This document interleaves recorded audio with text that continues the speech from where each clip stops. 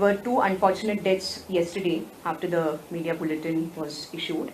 One was of a 75-year-old lady who was under treatment at the COVID hospital, who died due to comorbid conditions. And then we had a 45-year-old male who passed away at his residence, but his swab was taken day before because of him having come to our PHC. He had very mild symptoms, and then yesterday, by the time the results came, he had already passed away. So these are the two cases of death from yesterday. Second, he was positive, no? Yes, we got to know that he is positive when the test results came. His swab was taken day before.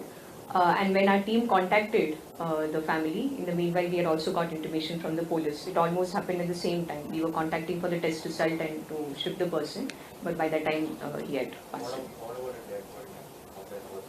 That person's dead body has been shifted to the morgue at ESI. Was there a delay in picking up this person, 45-year-old man who died in No. Varo? No, because the moment we got his test result, his swab was taken day before. He came to our PHC with very mild fever.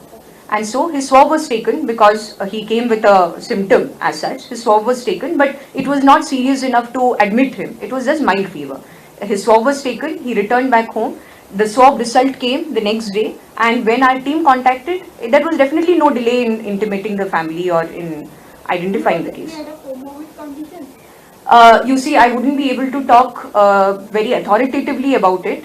So definitely one should be very careful about speaking when one is talking about a dead person. Therefore, I'll reserve my comments on that. I've already told you that he had tested positive for COVID, and that he had just one previous day he had reported with very mild fever. Yeah, that is why they're surprising the man. Yes, it is a surprising case. We are also quite surprised by this entire course of events. But I've told you the course of events as they have happened. And I will not speculate because it is not fair to speculate in the case of a person who is no longer with us. Because there have been cases where the patients who have tested positive, they were asymptomatic, but there have been delay in picking up them, like, hours of delay.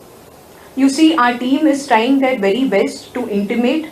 In picking up, there may be a slight delay because a day when we get quite a number of cases, but the information goes on time. We call up the family, we tell them, see, there is a positive case in your midst. Now, please take all precautions. We are coming to get you. So this is the best possible protocol that we are following. We first intimate the family or the person, if the person is single for that matter, and then we tie up in such a way that we ship the person at the shortest possible time.